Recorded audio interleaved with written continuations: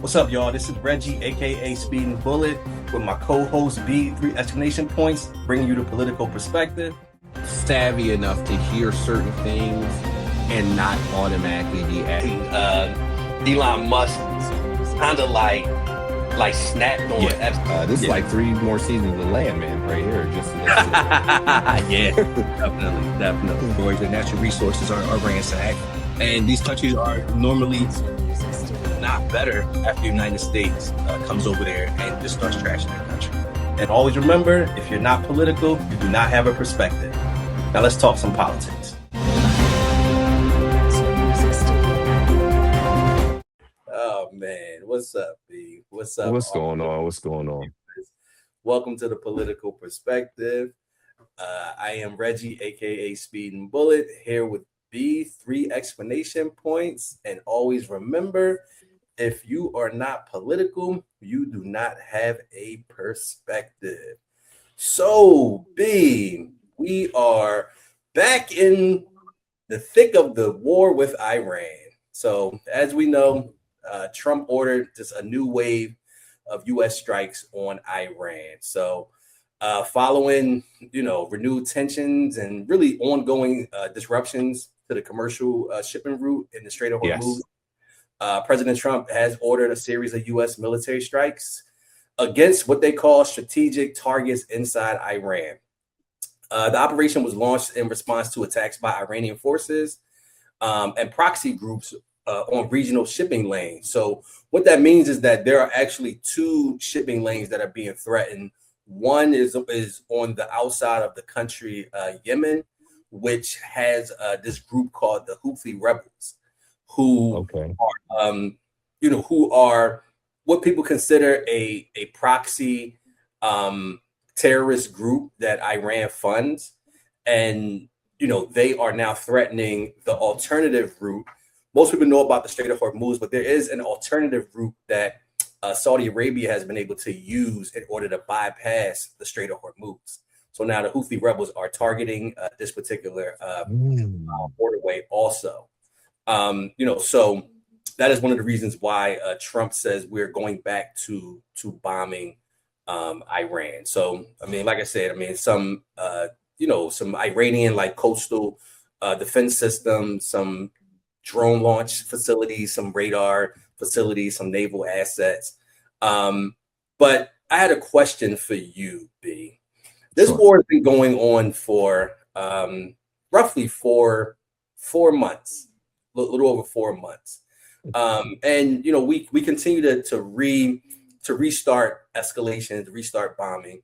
How many targets do you think have been bombed by the United States since the beginning of this war, which started February 28th of this year, 2026? How many targets? I can't believe it. When you say that, February is so crazy. How many targets? Individual targets. So buildings, facilities, strategic areas, markers, bombs that we've dropped just in random places. What do you think? How many targets do you think?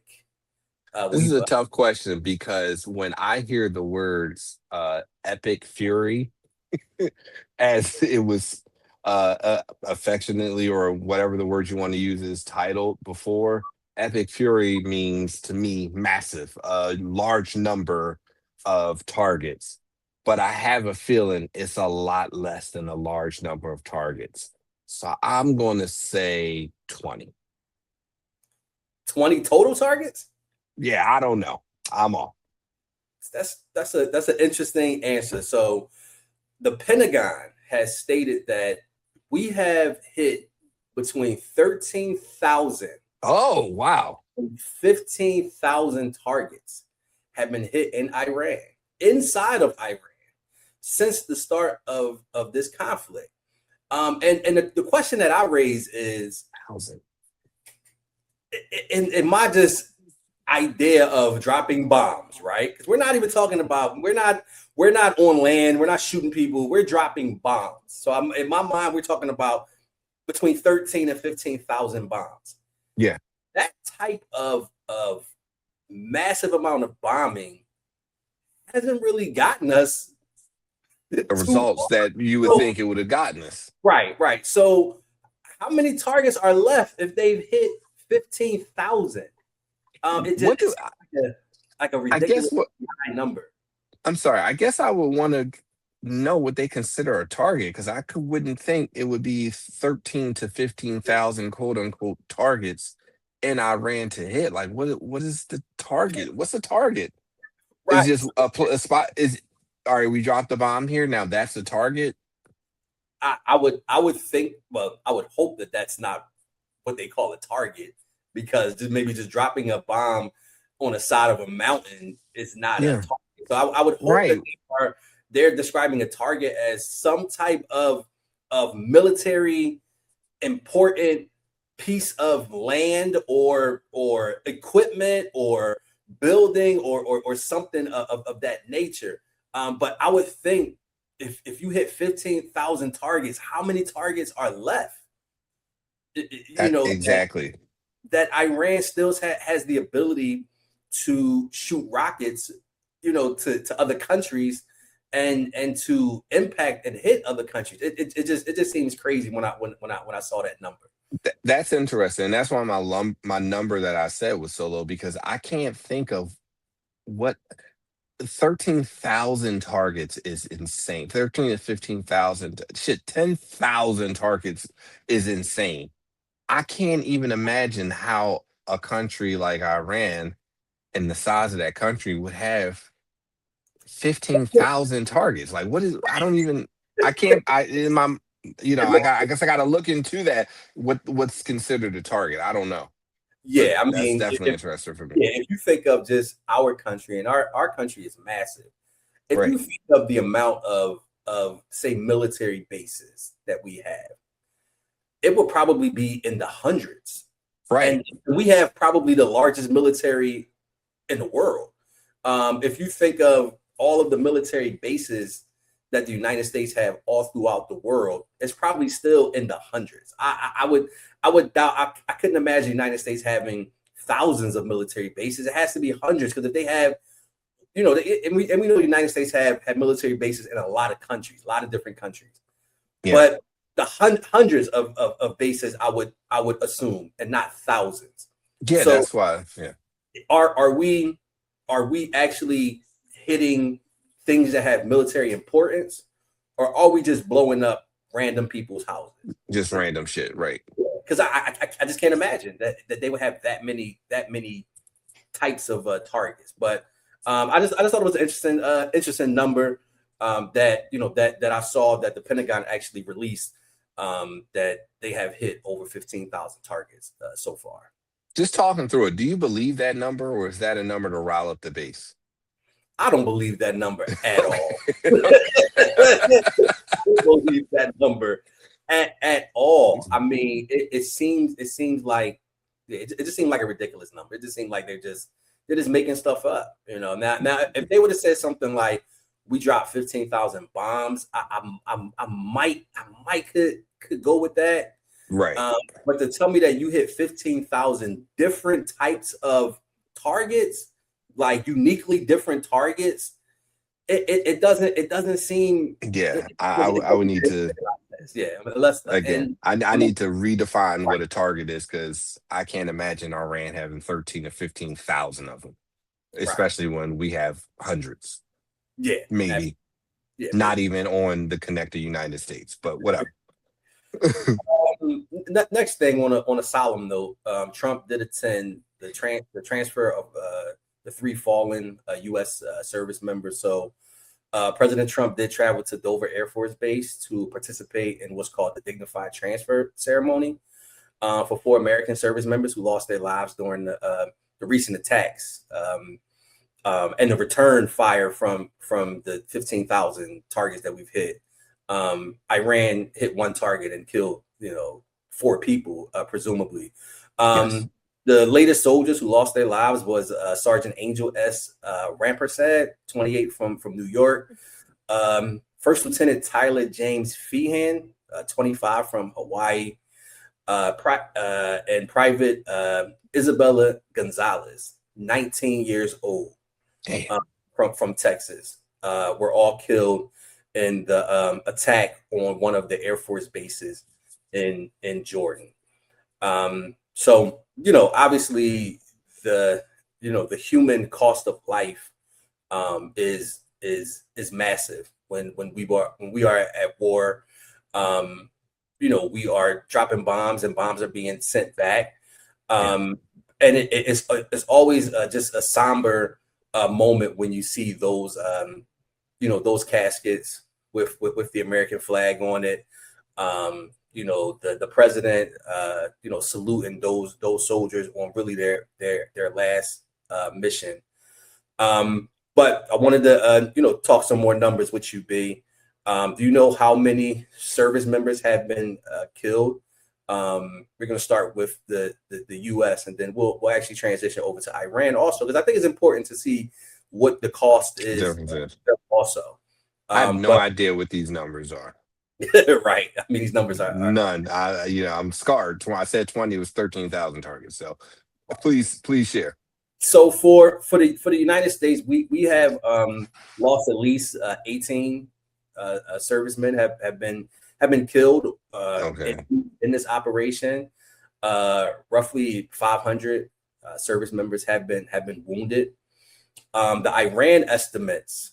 Did you want to take a stab at that? Knowing those two numbers, 18 and 500. 18 and 500 wounded. I'm going to say in Iran, 13,000 targets.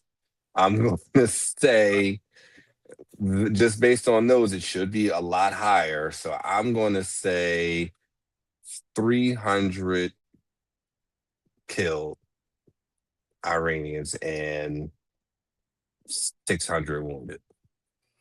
So once again, you are very, very way off. So all right, the estimates, which is difficult, because Iran is obviously they're in war, so there's a limited amount of information. But the estimates are between 3,500 and 6,000 fatalities from military strikes, according to Iran, local reports, and also some regional assessments. The amount of people wounded is somewhere over 10,000. Reportedly have been injured just across the whole infrastructure of the military, and also some civilian sites that have been hit.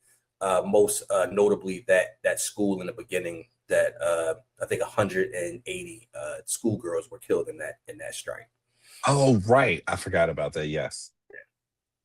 So, but like I said, I mean there are real life or death decisions that our politicians make and our president makes when we go to war, and not just on our side, but the other side is taking a lot of casualties and a lot of losses.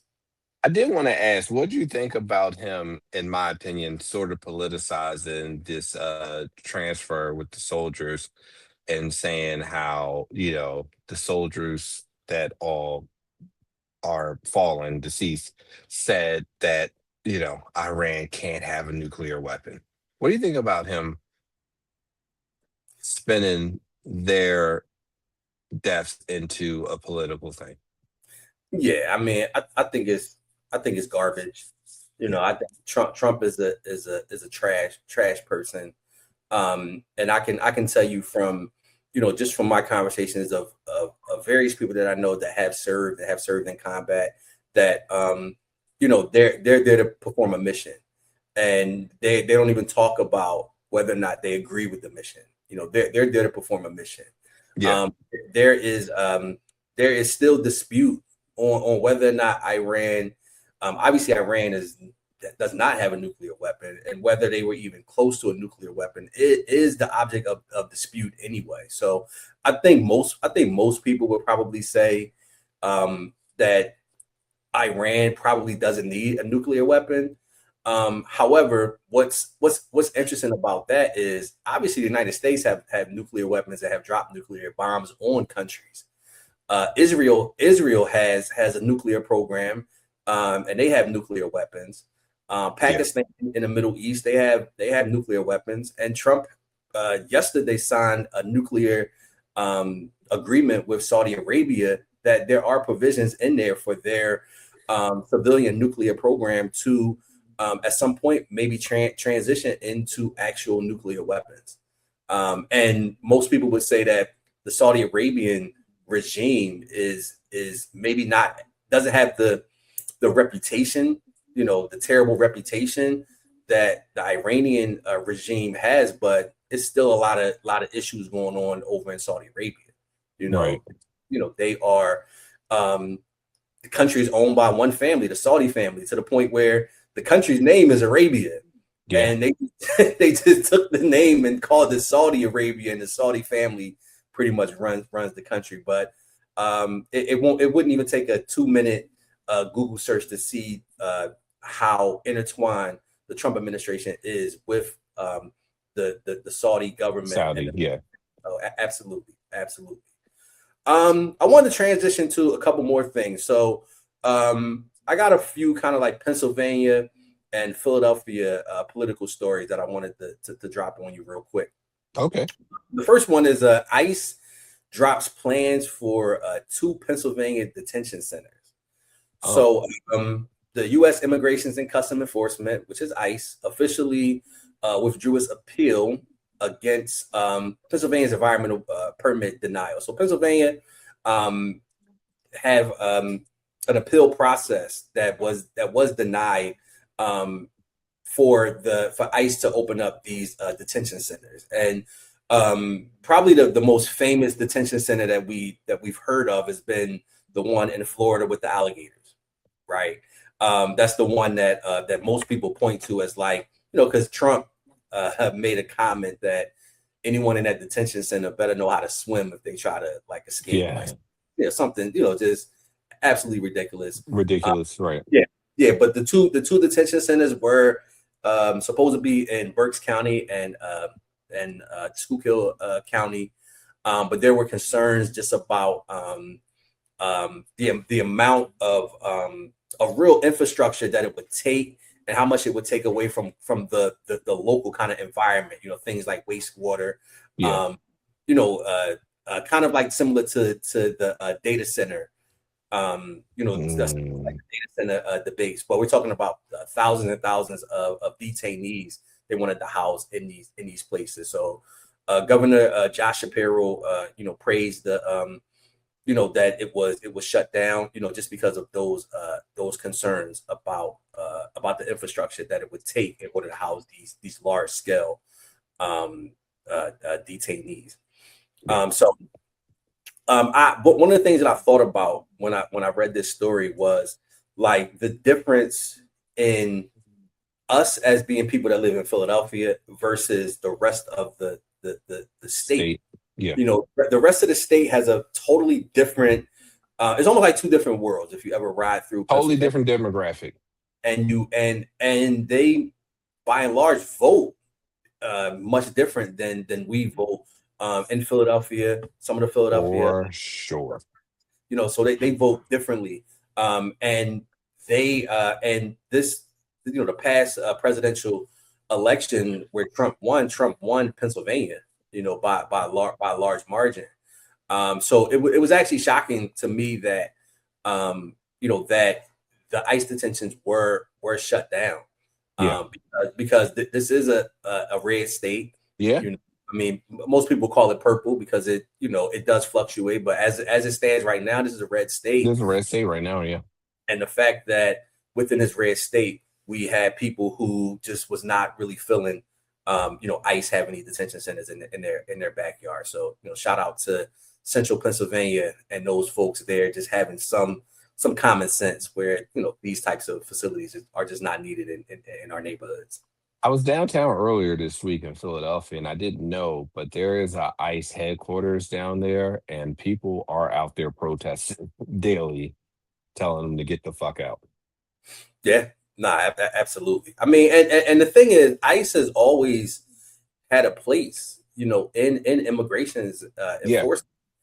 ICE is not a new. It's not a new. No, it's not new by any stretch. Yeah, right. It's not new by any stretch, but this iteration of ICE exactly it's just terrible. I mean, something different. Presidents and even Trump's first term, ICE did not approach immigrations in this manner, and that should tell you why so many people are so activated. And people say, well, why is it now that people are turning against ICE? And it's 100% because of their tactics, because of the rhetoric of the president. Famously, Barack Obama deported the most people ever without these types of without these types of incidents where people are getting shot on the streets and cars are being boxed in and shooting into cars, people that don't even have anything to do with your operation. It's just a clown show right now. And that's one of the reasons why so many people are just activated. It's not that they have a problem with ICE. It's the fact it's that they have a problem with how ICE is being deployed. Yeah. As a secret police, more so than immigration enforcement. Not even just deployed, just empowered. And I know, we have access to more information now than even we did when Barack was president. But clearly the messaging is way different. And what we see, what ICE has been doing, especially, going back to Minnesota and the things they were doing there, it's just inhumane and it's not human. Like, we're all humans at the end of the day, and to treat people the way they've been treating them, and just have that backing by this administration that nothing's going to happen is just a lot of humans in this country is not going to be able to get behind. So, as you said, the ICE detention centers in Pennsylvania not being the thing, yeah, it is surprising, but I guess humans win. So, and that's good. All right. Small victory. Small victory. Yeah. Last thing, real quick, I just want to talk about quickly, Philadelphia's World Cup success. I mean, I think it's always important to, document our wins, especially for the city that takes a lot of hits nationally and within our city, from our own residents. But the World Cup, it really brought a lot of goodwill to the city, a lot of tourism, a lot of revenue to the city, and the impact of not just the World Cup in Philadelphia, but the World Cup in the state of Pennsylvania, was massive. And I won't have you guess. Thank God. Thank you for not letting me look silly. The statewide gross impact was about $770 million. Wow. Statewide. Oh, wow. Yep, statewide. And somewhere within over 6,000 jobs were created, specifically for the World Cup. So definitely put some people to work. But for the city of Philadelphia, the estimates range somewhere between 50 and 90 million of revenue that came to the city because of the World Cup with this tourism,